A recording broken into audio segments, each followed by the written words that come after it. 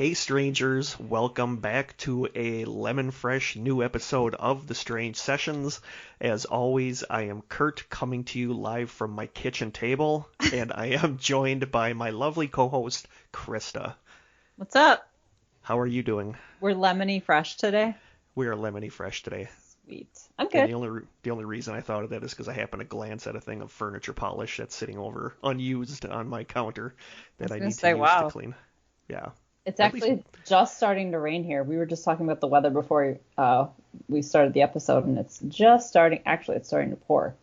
Oh boy. Hopefully our connection stays okay. I know. I'm excited though because we did a bunch of landscaping, and it needs some water.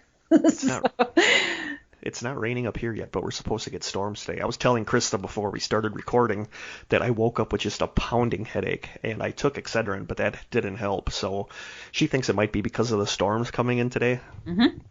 But we'll see. It just sucks. We just got disconnected. Krista had some computer issues, so we're going to try to stitch the two together. Skype is nice, but it's also kind of a pain in the butt.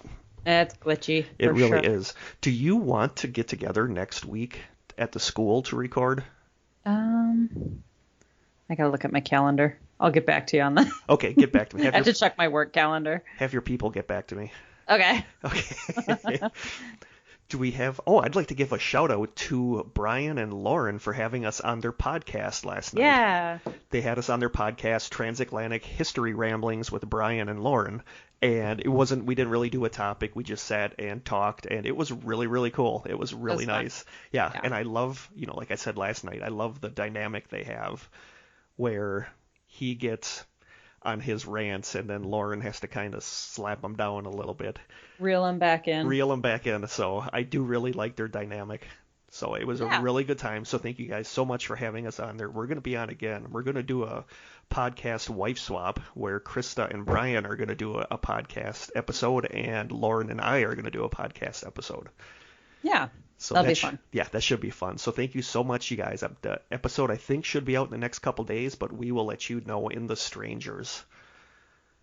And Definitely. I think that's really all I have for housekeeping, I think. I wanted to give a shout out to Brian Martinez. We've been chatting on Instagram this morning, but he left a comment on our last episode that says, one of my personal favorite things about listening to the two of you is when Kurt is about halfway through the story and then hearing Krista start listing off some questions that I'm also thinking about, and then hearing Kurt promptly say, we'll get to that a little later. Happens on every episode, and I love it because it makes me feel like you guys got all the bases covered. Good stuff. Also, there's no way dude was selling his car, because if you think about how much work it took to sell your car back in 1993, buy film for your camera, develop the film, bring it somewhere to post it, yada yada. It's not like these days where you can just whip out your phone and instantly upload it to the internet. Just doesn't feel right. I don't know. P.S. Part 2, I love the Reddit usernames. Hilarious. I know, those are funny. And that totally makes sense. What he said makes sense. Like, I can't for the life of me figure out why he would have been taking a picture of his own truck parked where it was found. That makes no sense to me. Mm-hmm. The only thing that made sense to me was selling it, but after he walks through the Brian, brings up the logistics of what that would actually involve. If you were trying to move your car fast, like you needed emergency cash, it wouldn't work out that way. No. That would take several days to probably accomplish. So. But then, also, why wouldn't he take a picture of it at home? Why would he take a picture of it there in town in the location where it was found? Yeah. My theory on that was it was an in-the-moment thing that he decided he needed to do no matter where he was. But who knows? Yeah, possibly. But Brian also suggested that I rap some Beastie Boys lyrics in this episode, which I feel a bit ridiculous doing, so I'm not going to do that. But I will give him this, and Kurt, you may recognize this as well. What's the secret, Peter? Naturally, I'll say it's the wine. It does go well with the chicken. Delicious again, Peter. Do you recognize that? No. What song is that from? It's the intro to The Blue Nun, and it's on the Check Your Head album. I don't think I've ever heard that song. It's funny. It's this whole intro about Peter Seychelles' comfortable study in his New York townhouse, and It's just kind of funny. I've only got their greatest hits, so I kind of want to go through and buy their individual. Yeah, you do. Yeah. You got to get, of course, Paul's Boutique is my favorite. But Check Your Head is an excellent album. So is Communication. Yeah, I need to get those. They're so good. I feel like you'll drop lyrics in when it's appropriate, when something ties in with it, you know? Yeah, I do that. It's like a Seinfeld reference. Yeah, I can find a Beastie Boys reference anywhere. Yeah, you're not just going to start freestyling in the middle of the discussion. Be a little awkward. It would be. Do we have any other housekeeping? Oh, probably. I don't know. If we do record again next week, then I think we're going to go back to our 2 weeks of recording. Okay. Yeah. This is, we've just been doing, these have just been kind of shorter. These are stories that I would have used in my favorite mini mystery. They're just shorter ones, but they worked out okay for Skype. So I think it worked out perfect. Just logistically, it's a lot harder for me with my job to do it weekly. So. Yeah. Yep. And it's hard to research a lot of stuff during the week. Not to mention, I'm kind of addicted to another video game now, so I've been playing that all the time. Nice. Yeah. So stupid PlayStation sales. Those are what are screwing me up. They're so tempting. But we're not going to do a taste test. We're going to save the taste test for when we're back in the studio. So I think we just go to the main story, correct? So were we going to do a song recommendation? We kind of haven't been doing that. We'll do it at the end. That's when we've been doing them. Yeah, we've kind of forgot about that. Who is it that's making the Strange Sessions playlist? What was her name? Oh, I'm terrible at that. I am too. I'm going to have to go back. I'm going to have to go back and look. Yeah. One of our listeners is creating a Strange Sessions playlist based off of songs that we've mentioned throughout all of our seasons, and I remembered today that we forgot to do it. So or songs that we really like. It doesn't have to be songs that we've mentioned previously. Yeah. Yeah. Because they want it to be something that, it would be cool. It's like a little playlist made up of songs you love and songs I love. Yeah. So it's like our song baby, I guess. Our song baby. Nice. Okay. If you want to look at it that way. Sure. On to the main story. Sounds good. That Krista didn't know until last night when I told her during their podcast. Yeah. At least I know now. Yeah, I was laying in bed one night trying to think of something paranormal we could do because we've done, missing persons, we've done conspiracy stuff. We haven't done anything ghostly in a while, so it popped into my head to do haunted paintings. And I don't really have a lot of information. I didn't even, I guess, realize that was a thing. So. Well, it is, but we'll start the episode now. I guess we'll start the main story now. I assumed that I would find articles about paintings being haunted and the theories behind it, and I really didn't. I found a lot of lists of haunted paintings, but I couldn't find a lot of stuff that talked about why paintings could be haunted. Okay. So we're going to have to freestyle on that. I mentioned during their podcast last night that, painting is a very personal thing. I mean, that's you putting your vision onto a canvas. Right.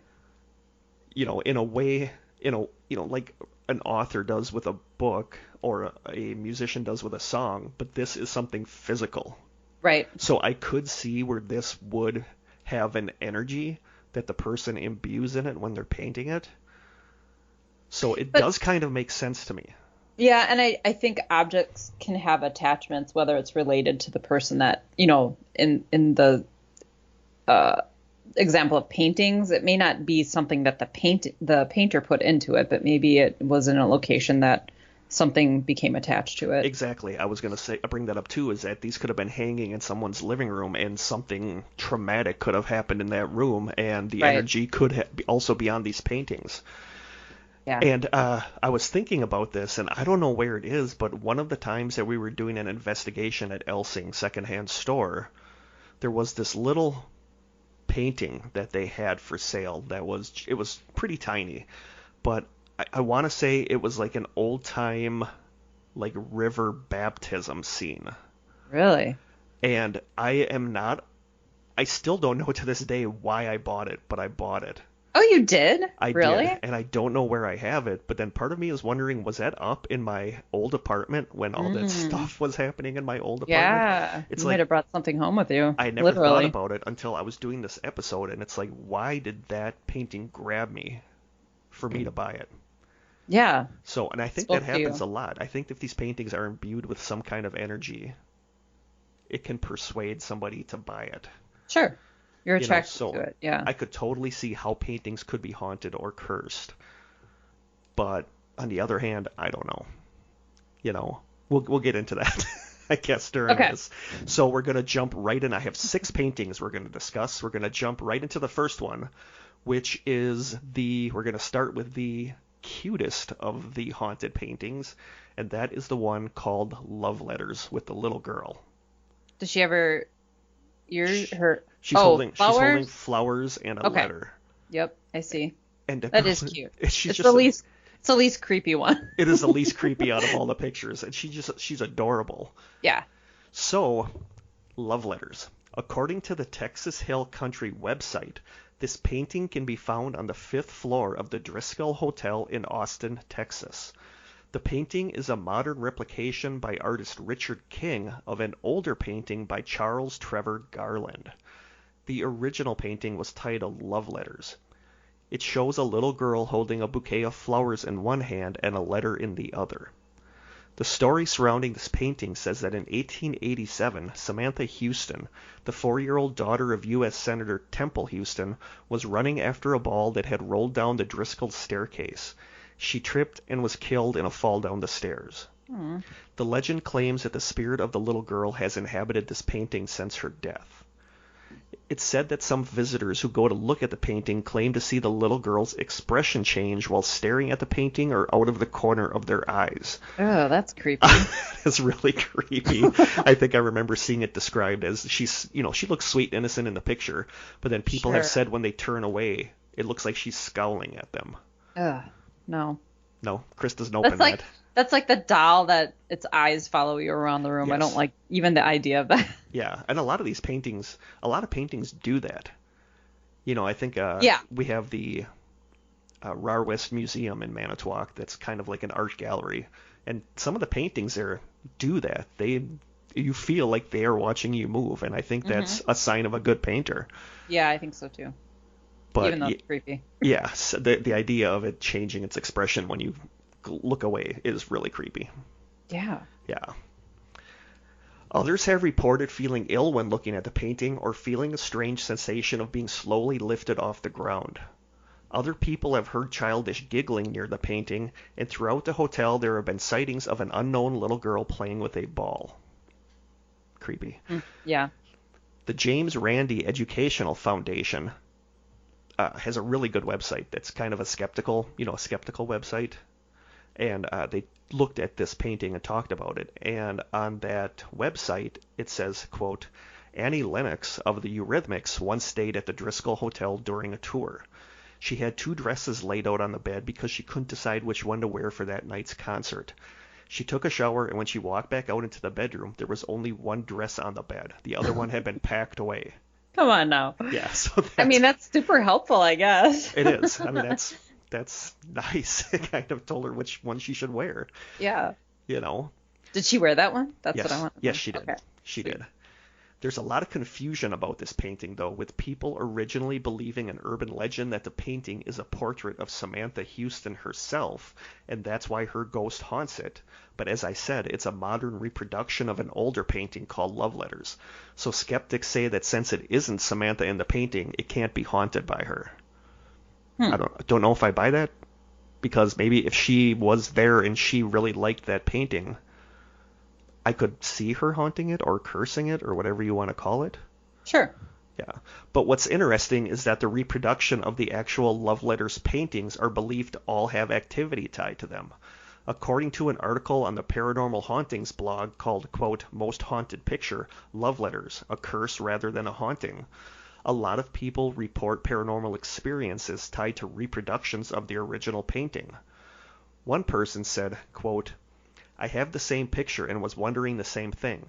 Everyone is scared of the picture and does not want me to hang it up. If you look closely at the picture, no matter where you are standing, the girl's face and eyes follow you. My brother bought it for me several years ago because he thought it looked like my oldest daughter when she was little.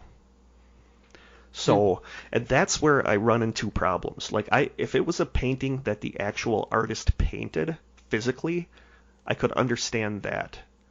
But reproductions of a painting being haunted kind of throws me off. Yeah. I don't know. I guess I don't understand why that would happen. I don't either. Like, if I decided to sit, which would be terrifying, but if I decided to sit down and paint this little girl based off of this painting, which would look nothing like it, of course, it'd be like a blob, but would that then be haunted too? That just doesn't. It's not logical to me. No, it's not logical. Where the actual one physical painting the person touched, I could understand that. Yeah. Either way, we're going to print these all out and blow them up for Krista to hang in her living room wall, and she's going to let us know what happens. All right, yeah, a little experiment. Does that sound good? No, it doesn't. So that is love letters. All right. Stephanie, one of our dear listeners and a very good friend of mine, lives in Austin. So Stephanie, if you ever want to go out on an away mission, see if you can go to the hotel and get us some pictures of this painting. Yes. It is supposedly on the 5th floor of the Driscoll Hotel in Austin. I wonder if you have to ask permission first, like the Robert. I was wondering that too, because it sounds like it's kind of a swanky, or this sounds like kind of a swanky hotel. So I think you need permission to actually go. I meant ask the painting first. Oh, you could ask the painting first. Like the doll Robert, you're supposed to ask if you can take his picture before you do it. Otherwise, he'll haunt you, do stuff to you. I made that sound dirty. I didn't mean to. You did make that sound dirty. I still can't get my mind off talking last night about haunted sex dolls. Yeah, you'll have to tune into Brian and Lauren's podcast to hear that. Nothing is censored on theirs. No. But we kept it good. We kept it clean. I don't think either of us really swore. Once. No, I don't think I did either. Oh, I might have. I might have said the S word. Yeah. But whatever. That's not that bad. So that is love letters. Like I said, the cutest of our pictures of our paintings from today. The second one we're going to look at is called Dead Mother. So that goes from cute to that. And I've seen this painting in the past, and I did not know that this painting, sometimes called Dead Mother or Dead Mother and Child, was done in 1901 by artist Edvard Munch, who I always thought was Edward Munch, but it is not Edward Munch. It's Edvard Munch. And you know what other painting he is famous for? No. Seriously? Mm-mm. Edvard Munch? That doesn't help. He did the painting The Scream. Oh, okay. Yes, which... That's funny, because this little girl has her hands over her ears. Exactly, almost very the same. reminiscent of that, yeah. Yep. Okay. But most people know the painting The Scream because it is the killer's mask in the movies, in the Scream movies. Yes. But I've always really liked the Scream painting, but that's not one that I would really want hanging in my apartment. No. You know? It's just bad feng shui. Yes. Feng shui? Whatever. Feng shui. This one is a super short little thing I have here, and it just says, this painting depicts a young girl with her back turned to a bed on which her dead mother is laying, and the girl is holding her hands to her head, displaying an expression of disbelief. The painting was inspired from the death of the artist's own mother from tuberculosis when he was just 5 years old. Mm. So she looks like she's covering her ears. At least that was my first instinct. Yeah. And that's kind of what the Scream painting. What was that sound you just made? I just sighed. Oh, I thought you were like freaked out by it. It sounded like you were freaked out by something. No. Okay, good. It's definitely I don't know, it has a definite unsettling feel to it. I mean, knowing that the woman in the background is dead probably doesn't help. No. And people who have owned the painting say that the girl's eyes follow you no matter where you view the painting from, and that the sheets on the mother's bed in the painting would sometimes appear to have moved, or a strange rustling sound could be heard coming from the painting, or even that sometimes the figure of the girl would disappear as if she had stepped out from the painting. That's creepy. Is this Harry Potter? Like, wow. Yeah, so that's super creepy. Actually, the rustling noise is the creepiest part to me. Like it's the sound of the mother moving around in the bed or something. That is creepy. And okay. when people say that, it looks like sometimes the sheets had moved on the bed. So. And where is this housed? I'm not exactly sure. Okay. Let me look super quick here. That would be quite the trip, traveling around viewing haunted paintings. I am risking it doing a Google search on dead mother. Yeah, careful. You're gonna get all kinds of weird stuff. I don't know where it is. So that's okay. Yeah, we'll have to look that up and road trip to see all these paintings. But yeah, that is Dead Mother by Edvard Munch. Okay. Unsettling, and yes. Again, stories of the eyes following you. Yeah, very morbid for sure. Painting number 4 that we're going to look at, I don't think it really had even a title. It's just usually called The Headless Man. It's the one of what looks like a wagon. Okay. So here is this. On a liveabout.com article called The Haunted Painting, the article was written by a woman named Laura who had actually painted it. She says in the article, quote, in 1994, James Kidd, a commercial photographer, placed one of his photos on display at a gallery in Tombstone, Arizona, where I was showing some of my oil paintings. The photo was the old stagecoach stop at Tombstone. I kind of slurred there. The photo was the old stagecoach stop at Tombstone. He first took a photo of the stagecoach stop in an old stagecoach, and then he didn't wind his camera so he could get a double exposure photo with another old wagon in the foreground. When the picture was developed, however, it revealed something unexpected. Standing on a log to the left of the wagon is a figure that the photographer did not see when he took the picture. Upon closer inspection, the figure appears to be that of a headless man. Mm-hmm. The figure's coat, pants, and boots are quite plain and easy to see, but he has no head. The photographer says the photo has been examined by Kodak and other experts to prove that he did not doctor it in any way. The original photo can be seen at the website Ghosts of Tombstone. So I kind of see what could be a head, though. What? There's like a pole sticking out of the... Is that a pole or something sticking out of the... It's almost like whoever is standing there, his head is like leaned forward and maybe it's behind this pole. That's possible. I can see that now, what you're saying. Do you also see a face in the trees behind this figure? Up and to the left, there's like a... It's just matrixing, I'm sure, but it sure looks like a face to me. It does a little bit. I could see what you're saying. Like he even looks like he's wearing a hat, maybe. Like leaning forward, wearing a hat. His hands are behind his back, maybe. Like clasped behind his back. That's what I kind of see. But I can also see... I want to see a photo. I want to see a picture of the original photo, though. Yeah, me too. I think it'll be clear, so maybe I'll have to see if I can find one. If I do, all these paintings are going to be posted in the Strangers, so you can go to the Strangers and see these paintings I'm talking about. But I'm going to have to see if I can find that photo, the actual photo, because that might make it clearer what that is. Yeah, at first glance, it definitely looks like somebody without a head, but I also can sort of see there might be a head. Yep. That makes sense. The artist goes on to say, I couldn't get over that photo, and I asked him if I could do an oil painting of it. He said I could. Back home in Sierra Vista, Arizona, I began work on a 16 by 20 inch oil painting based on the photo. And I just want to say, the last episode, my voice would get louder and softer, and I'm doing my best not to move away from the microphone, but it's really difficult, actually. Mm-hmm. So I apologize. So... She goes on to say, when I was about halfway through completing the painting, I started getting a very strange feeling. I began to ask myself, why on earth did I want to paint this picture so badly? And maybe I should never have started it, but I did finish it, and then some very strange, unexplained things began to happen around my home, seemingly centered around that painting. I do not believe in ghosts, but I cannot for the life of me explain how or why these strange things happened. I cannot attribute every one of these events directly to the painting, but they have all taken place since it has been in my house and are totally unexplained.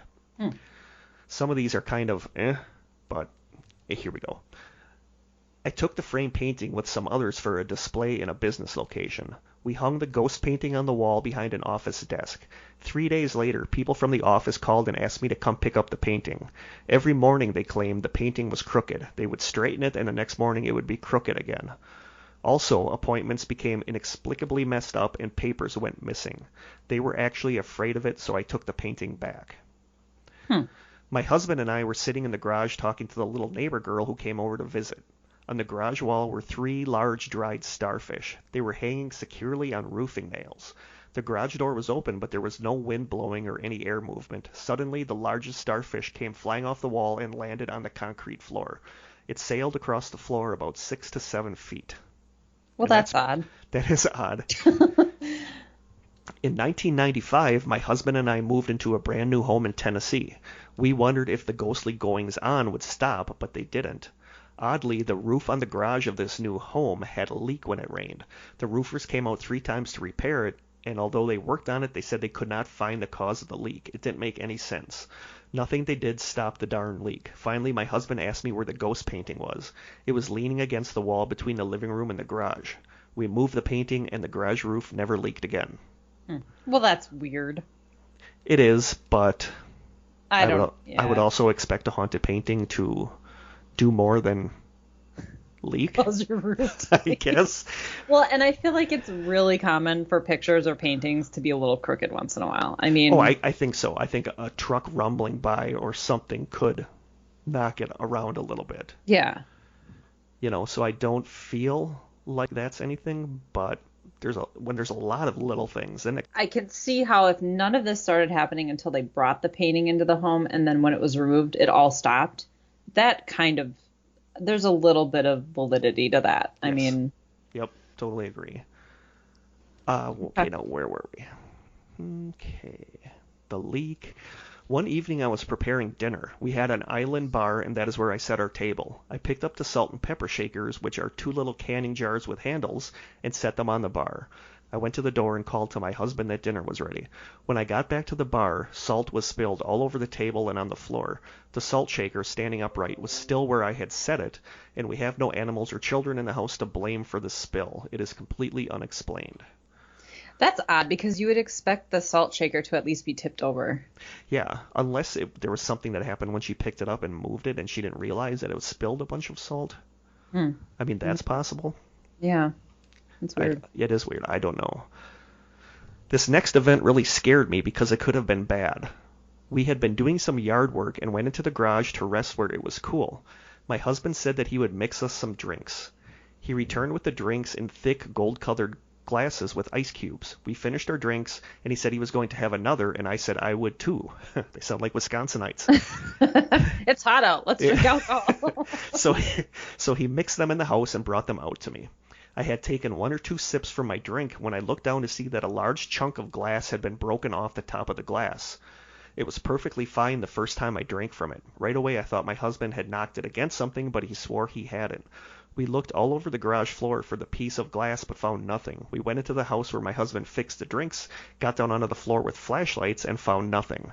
I poured the rest of the drink through a strainer to see if the chunk of glass had fallen in, but there was nothing. The missing piece was too large to swallow without me noticing it, but I still had this sick feeling in my stomach. We never found the missing piece of glass. That would freak me out. That's a little odd. Yeah. I would be so freaked out that I accidentally drank it. Right. Yuck.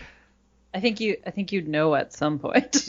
Probably. You know what I'm saying. Probably the next day. Yeah. And how does that even work? Could you pass that? I was going to say poop, but could you... Well, that's what I'm saying. Yeah. I'm being a little bit less graphic about it. I just went right for poop. I think you probably could. It would just be like really painful. But I don't know. Figure that if it was cut glass, you would swallow it. You would cut your esophagus. I don't know. I don't know either. I don't want to find out. We'll just say that. No. I do think, though, that glasses and stuff can have really minute cracks in them that you don't notice. Yes. And I think it could be easy for something, I don't know. You know me. I'm going to try to explain it away. I think they would have found the piece of glass, though. That's I think so, too. To me. Yeah, that's true, unless you drink it. Yeah, exactly. One time, our neighbor wanted to show his mother-in-law the photos of my painting and took them home with him. Shortly after, he got up and went outside to move his water sprinkler, and to this day he swears that he could see a white, hazy figure of a person come around the corner. He came running back to my house with the pictures and said he never wanted to touch them again. I have always taken photos of the paintings I have done. People ask to see the photos of my paintings, and most always say they don't want to touch the photo of the ghost painting.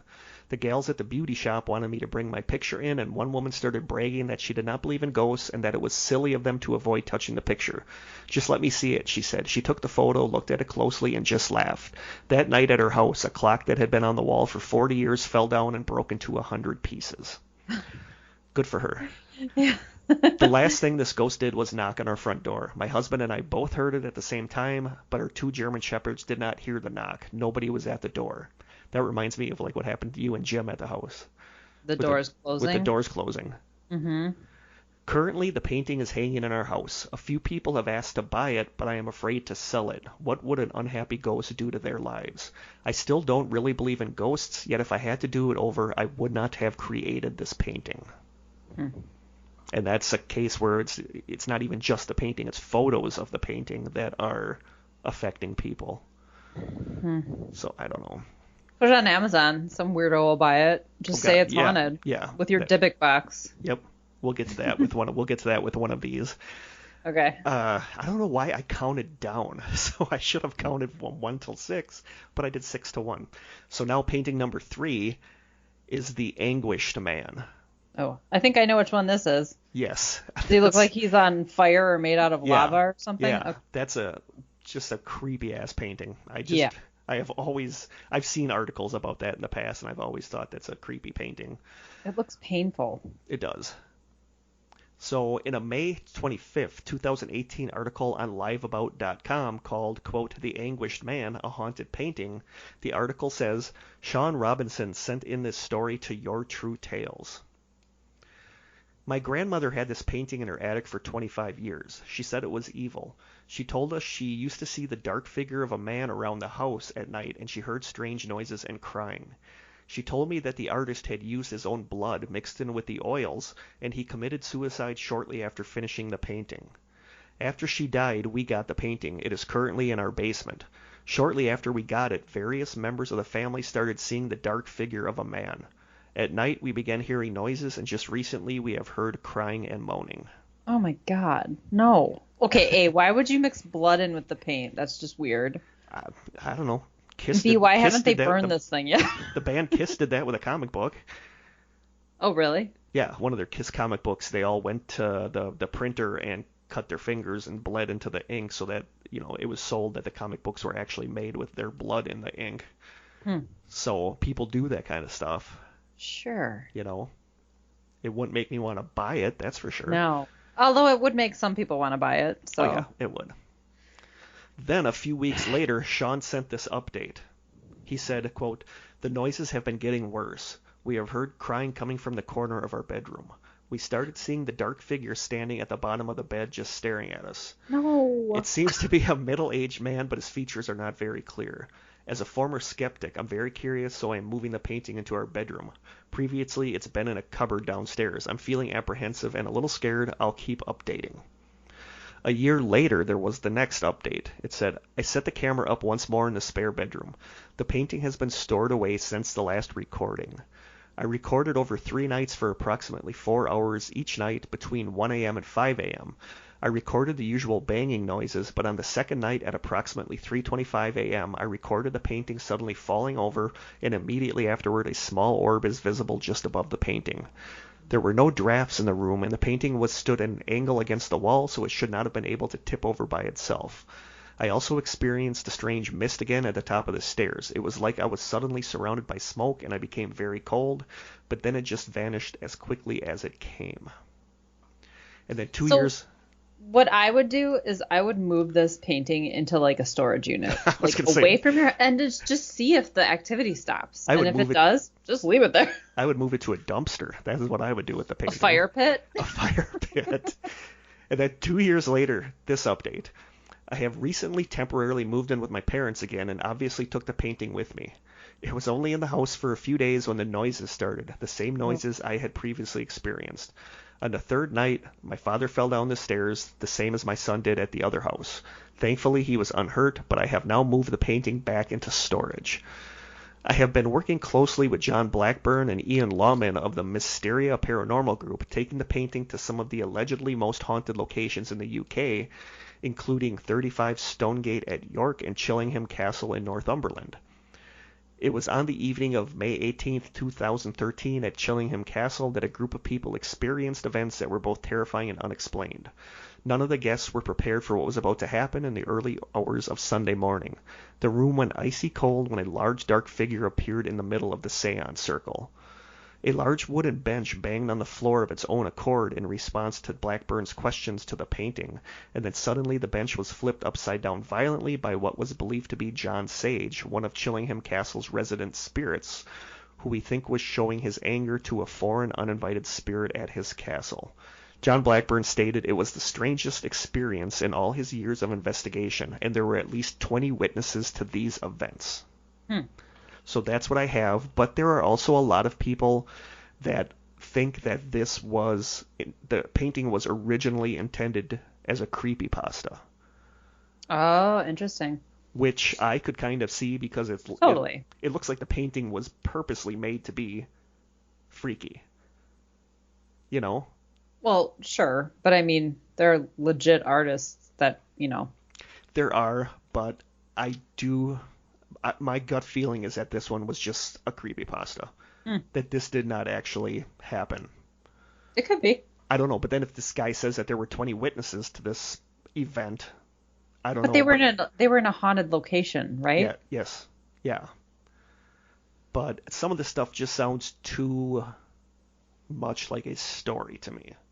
Sure. So out of the ones we have done so far, I'm going to kind of call bunk on the Anguished Man. I feel like it is a story. I might be wrong. I don't know. A creepypasta. A creepypasta. Painting number 2 is The Crying Boy. Another cute painting, but why? I don't know. I just don't get it.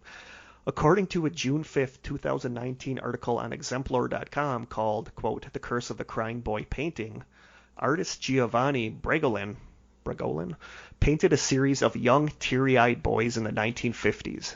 This was one of the paintings, and it became known as the Crying Boy. His paintings to this day continue to be reproduced and sell really, really well. My question is, why would you want this hanging in your house? It's so sad. It's weird. It's like those creepy velvet, big-eyed kid paintings. The velvet Elvis? No, the dogs playing poker?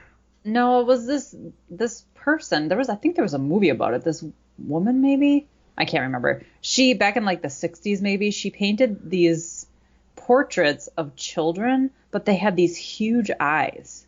And my best friend growing up had 2 of these hanging. I don't know if they were the same or just like, someone imitating, but they were velvet, and one was a boy, one was a girl, and they were sad, and they had these huge eyes, and they were really creepy. It's kind of how this one is. Why would you hang those in your house? Yeah, that's kind of how this one is. I like, It looks like he's wearing a Boy Scout uniform or something. Yeah, and I just don't get... And this was a popular painting back in the day. There were a lot of people, at least over in England, there were a lot of people that had this painting, and I guess I just don't understand it.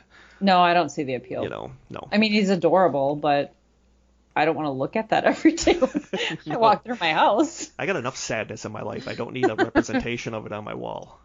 Right. In 1985, the Sun newspaper in the United Kingdom, which is pretty much a tabloid, think the Inquirer, ran a story called, quote, Blazing Curse of the Crying Boy. The story talked about a couple named May and Ron Hall, whose home was destroyed in a fire that started in their kitchen. The fire spread quickly and destroyed everything on the ground floor except for a print of the crying boy that was hanging on their living room wall. The couple believed that the painting had been responsible for the fire. A firefighter then claimed that he had been to at least 15 house fires where everything was destroyed except the picture of the crying boy. Come on. As more articles... You sounded so Wisconsin when you said that. Come on. Oh, come on now. Oh, come on. As more articles ran, people began to be really freaked out by this. Firefighters refused to have the paintings in their home, and more fires were being blamed on this painting. A woman that lived in Surrey lost her house to fire 6 months after buying the painting. A pizza parlor in Norfolk was destroyed, including every painting on its wall except for the crying boy. And two sisters in Kilburn both had fires in their homes after buying copies of the painting, with one sister claiming to have seen her painting sway back and forth on the wall before the fire started. So why would this painting be doing this? One theory was that the little boy in the painting was a gypsy child whose family placed a curse on the artist. Some people believe that the child in the painting had died in a fire, or that the boy accidentally set fire to the studio of the artist who had painted him. People began referring to the boy as Diablo or Devil. It was rumored that the boy in the painting was killed later in life when his car crashed and he burned to death after it burst into flames. It got to the point where fire departments around England were hosting bonfires where people would bring their crying boy paintings to throw on the fire. Skeptics say that all the fires have rational causes, and the simplest explanation is that it was a popular painting, so a lot of people had the painting in their house. Yeah. And that the painting was most likely printed on, for some reason, an unusually strong fire-resistant material. Like asbestos? Maybe. You never know. Yeah, and that because it was on this material, that's what caused them not to burn in most of the fires. That seems logical to me. It does. And the thing that kind of messes me up with this, though, is if you find the article that talked about that May and Ron Hall called The Blazing Curse of the Crying Boy, it's a different painting. It's not this painting that I showed you, but when I do Google searches for the Crying Boy painting, this is the one that constantly comes up. So did you see pictures of the other one? Just that small picture on the article. Okay. But if you type in Crying Boy painting, like I said, this was a series, so there's a ton of these paintings around.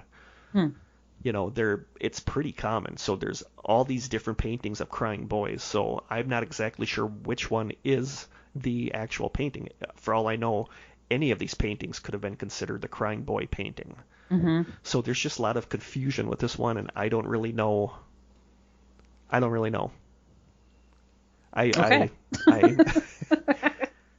kind of calling bunk on this one too, but that's just my opinion. Series of weird coincidences. I don't know. Yeah. And finally, we get to number 1, and this one was kind of a popular one years ago, and this is the painting called The Hands Resist Him. Yeah, this is creepy. There's so many creepy things about this. I originally heard about this painting from my brother Corey, who's been on the podcast, and he told me about this because where he works in town here, somebody found out about this because this had just come out at the time that this was on eBay. So somebody found out about it. So everybody he worked with was super freaked out about this painting. So of course Corey took it at work and he put it as the background as the wallpaper on his computer. Sure. You know, because that's what Corey does. As you do. As you do. So he told me about this, and then I went and looked at the stuff online about it, and I just got really interested in this. So this is the painting called The Hands Resist Him. The Hands Resist Him is a painting created by artist Bill Stoneham that was started in 1972 and finished in 1974. The painting shows a young boy and what looks like a young female doll standing in front of a glass door that has hands pressed against it from outside. Again, this will be posted in the Strangers. I honestly think it's kind of a cool painting, but it is super creepy. It really I think is. he was maybe stonehumed when he painted it, because wow, there's just some weird stuff going on here. Yeah. The painting was originally displayed at the Feingarten Gallery in Beverly Hills, California during the early 1970s. The painting was bought by actor John Marley, whose most notable role was as the guy in the movie The Godfather that woke up to find a horse's head in his bed. Ah, sure. Years after Marley's death, an elderly Californian couple found the painting hung up. There's varying stories, either hung up or behind it or laying somewhere in the building. But a Californian couple found the painting hung up in an old abandoned brewery. The painting was then put on eBay in February of 2000, and that's where this whole thing kind of went viral. So the person that put it up on eBay, the description says this, quote, "When we received this painting, we thought it was really good art. A picker had found it abandoned behind an old brewery. At the time, we had wondered a little why a seemingly perfectly fine painting would be discarded like that. Today, we don't wonder. One morning, our 4.5-year-old daughter claimed that the children in the painting were fighting and coming into the room during the night. Now, I don't believe in UFOs or Elvis being alive, but my husband was alarmed. To my amusement, he set up a motion-triggered camera for those nights.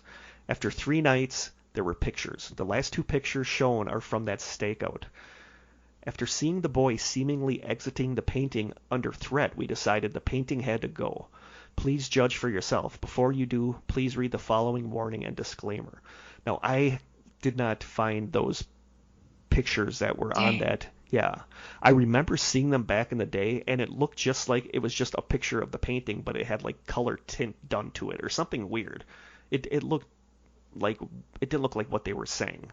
Okay. You know, they made it sound like in those pictures you could see that the boy had left from the painting. I don't know. I did not see that. I'm going to see if I can find them, and if I do, I'll post them with the paintings in the Strangers. But then they went on and had this warning and disclaimer in their description. Do not bid on this painting if you are susceptible to stress-related disease, faint of heart, or are unfamiliar with supernatural events.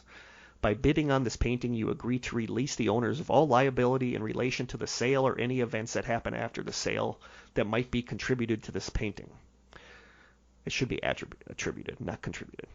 It's the English major in me. This painting may or may not possess supernatural powers that could impact or change your life. However, by bidding, you agree to exclusively bid on the value of the artwork with disregard to the last 2 photos featured in this auction, and hold the owners harmless in regard to them and their impact, expressed or implied. Now that we got this out of the way, one question to you eBayers. We want our house to be blessed after the painting is gone. Does anyone know who is qualified to do that? The size of the painting is 24 by 36 inches, so it is rather large. As I have had several questions, here are the following answers. No, there was no odor left behind in the room. There were no voices, no smell of gunpowder, no footprints or strange fluids on the wall. To deter, I don't know, maybe sulfur, because they maybe sulfur, something demonic. To deter questions in this direction, there are no ghosts in this world, no supernatural powers. This is just a painting, and most of these things have an explanation. In this case, it's probably just a fluke light effect. I encourage you to bid on the artwork and consider the last 2 photographs as pure entertainment, and please do not take them into consideration when bidding. As we think it is a good idea to bless any house, we still welcome input into that procedure. Call a priest. So that was the description of the painting on eBay. This is where the whole thing pretty much blew up. According to the awesome website Something Wicked, the Paranormal Wiki, the article says, quote, the painting quickly earned a reputation as at least 30,000 people viewed the page and more than a few made bids.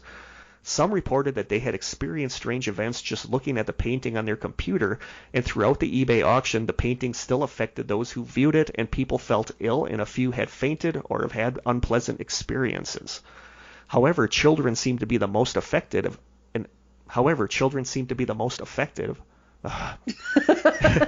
However, children seem to be the most affected and have vivid nightmares the night after seeing it, waking up screaming, and some reportedly claim that the children who saw the painting ran away screaming or freaked out. Others were said to have been touched by an invisible force, and one person who tried to print the image had his printer malfunction. My printer malfunctions on a daily basis. Right. One person reportedly claimed to hear an exorcist-type voice along with a blast of hot air. Another person reported that he became ill while viewing the painting and had to burn white sage to cleanse his house afterwards, and someone else claimed to have experienced a blackout or mind control experiences. Oh, come on. However, like people are just making stuff up. However, the sellers reportedly backtracked before the auction was over and went in and wrote this part in there that said there are no ghosts in this world, blah, blah, blah, probably just a fluke light effect. Take the images as entertainment.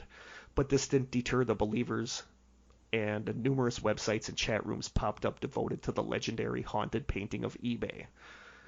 The painting ended up selling to an anonymous buyer for $1,025. Wow. I expected it to go for more than that, actually. That kind of surprised me that it went for that little. Okay. The following month, on March 12, 2000, the buyer of the painting, who wished to remain anonymous, gave an interview to the website Surfing the Apocalypse. In this interview, the buyer claims that they had experienced no bizarre effects since purchase. They say, quote, I wish I could report a bizarre happening or mind possession type of thing, but the most unusual thing started happening with the first email and counting. Prayers and quotes from the scriptures from a man of faith, advice as how to cleanse my residence of this evil thing from a Native American shaman in Mississippi. Reports of people being repulsed, made physically ill, or suffering from mind control experiences. I've been informed that over 34,000 people on eBay alone have viewed this item. People want to know how I can live with this sort of thing, or if they can buy a life-size reproduction of it. If anything, this is the real story. I have never received an email before that wasn't from some online porn site. So that's what he said. Basically said nothing has been happening. But by this time, the story of the haunted eBay painting had spread, and people everywhere were talking about it, posting videos about it on YouTube, etc. People said that just seeing the painting made them feel dizzy or ill, and people reported strange paranormal events happening after looking at the painting online. Stoneham, the artist Stoneham himself, appeared to kind of get a kick out of the whole thing.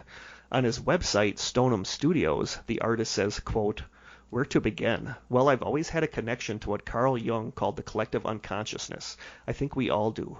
Artists, especially visual artists, are barometers for the currents that run through this collective. Dreams are a common experience people may have with this. Anyway, my own experience is a sensitivity to place, physical, geographical place. There are memories, echoes of all the life within a place. Maybe that's what's called channeling. When I painted The Hands Resist Him in 1972, I used an old photo of myself at age 5 in a Chicago apartment. The hands in the painting are the other lives. The glass door is the thin veil between waking and dreaming. The girl/doll is the imagined companion or the guide through this realm. Both the owner of the gallery where Hands was displayed and the Los Angeles Times art critic who reviewed my show were dead within a year of the show. I'm sure it was coincidence, but some of what I paint resonates in other people opening the inner door or basement. By the way, I still have no idea what happened to the character actor who bought the painting at the show or how it ended up in an abandoned building, although I could speculate. Bill." I stand by the idea that he was stonemed when he painted it. But Stoneham still says the whole thing is kind of bizarre and surreal. He said, quote, "People are getting very carried away, saying that the kid in the painting was abused by drunken parents, that sort of thing. It's like being in a coma in a room full of people who are all speculating on your life." I like that quote. Yeah. I really do. It just seems like it's snowballed. You know what I mean? Yes. People just ran with it. The anonymous buyer is believed to have been the owner of the Perception Gallery in Grand Rapids, Michigan, where the painting was soon displayed. I'm not 100% sure if the painting is still there, but I believe it is. So I kind of want a road trip to Michigan. I kind of want to see this.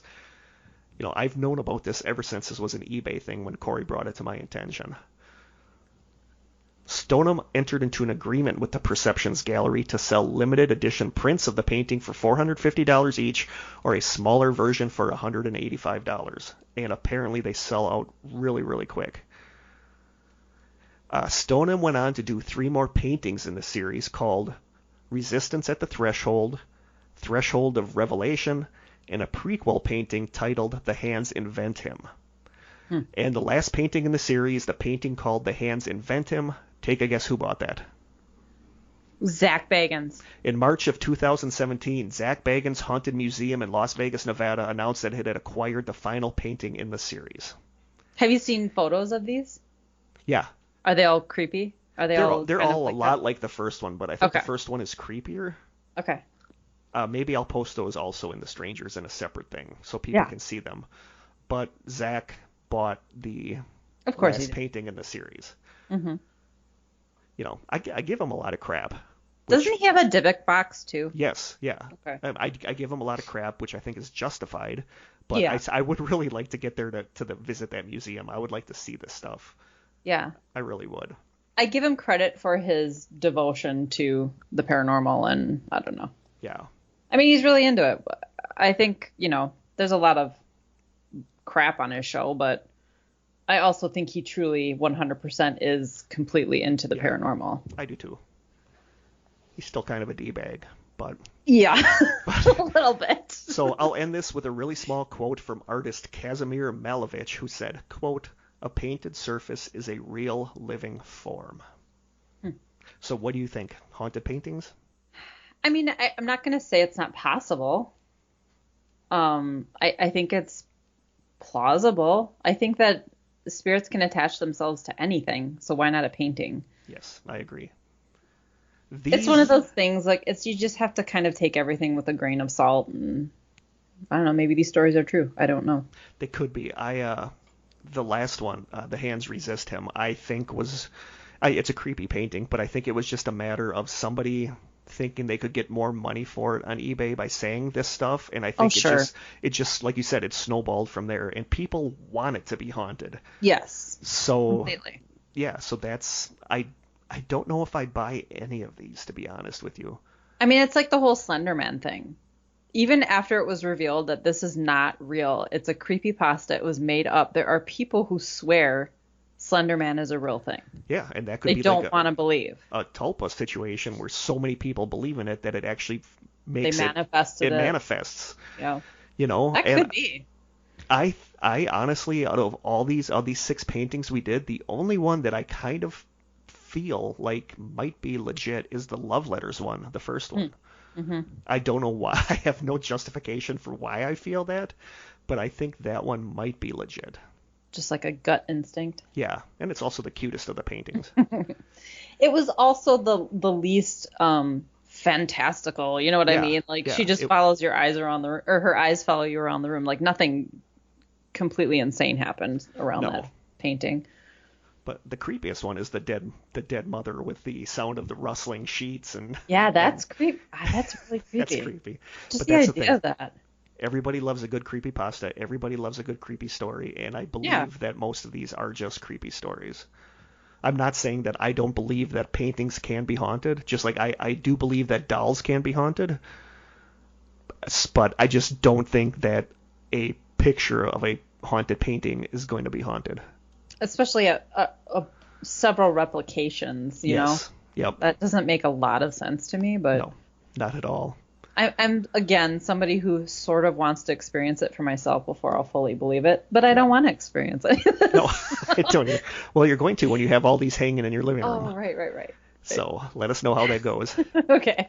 I'll report back. Lots of leaking roofs and moaning and kids walking out of paintings, so you're in for a lot of fun. Sweet. So that's it. That's haunted paintings. Okay. So a new topic, interesting. Yes. Yeah. What do you strangers think? What do you guys think about this? Can a painting be haunted? Do you think any of these paintings are legitimately haunted? I don't know. Do you have a haunted painting? If you do, send it to Krista. No, sell it on eBay. Yeah, sell it on eBay. Send Krista the money. How about that? I will say I don't feel nauseous or dizzy after looking at any of these photos. So no. And a lot of that, I think, comes from people thinking that they're going to get dizzy or nauseous looking at these. Self-fulfilling prophecy. Exactly. Yeah. Exactly. So just let us know what you think, and there you go. Sweet. Haunted paintings. And now our song recommendations. Sure. Which song is yours? Mine is, so I've had Mute Math. I've mentioned them before on the podcast. Yes. But I've had Mute Math in kind of a regular rotation lately. And the song that I would recommend is called Clipping. I feel like their music is really atmospheric, if that makes sense. It creates a mood, that's for sure. Is it like dancey or? No, they're hard to explain. Just check it out. I'll post a YouTube clip to a live performance of Clipping. It's a really good performance, and you'll get it. It's very kind of moody, and I don't know. It's my thing. It's right up my alley. But you like the moody stuff. I do, and Mute Math definitely delivers on that. I mean, they have other more upbeat songs and that aren't as moody, but I do like that one a lot. Cool. Mine is going to just be a straight up good rock song, and that is the song The 59 Sound by the band The Gaslight Anthem. I've talked about them on the podcast. The Gaslight Anthem is one of my favorite bands, and I think they're just so amazing. They're not together right now. They're actually on hiatus, and I can't really think of a way to describe them. A lot of people kind of compare them to like a fast, kind of punkish Bruce Springsteen. Oh, but okay. I don't. It's hard to imagine. I guess I don't see that. But years ago, the 59 Sound showed up as a suggested song on YouTube. So I listened to it, and I was just blown away by how much I liked it. So I bought that album, and the album is just great. And I bought every one of their albums since, and I just absolutely love them. That is one of my most listened to bands in my car. So my song is The 59 Sound by the Gaslight Anthem. Cool. We'll post videos these. of both of these on the Strangers. Yes, and I believe that's it for today. We're saving questions for We're saving questions because we didn't have a lot the last time I checked, so we're going to save those. Okay. I'm going to roll off our deets. Our deets are, you can email us at strangesessions@gmail.com. We are on Twitter at Strange Session without the final S. Krista does a bang-up job on Instagram at the Strange Sessions. And we actually have a lot of people comment on there, so I've been trying to follow that a little better. Yeah. We could definitely use some postcards or snail mail at the Strange Sessions, P.O. Box 434, Manitowoc, Wisconsin 54221-0434. And you can call our Strange Sessions hotline at 920-443-9602. Lovely. And I think that's it.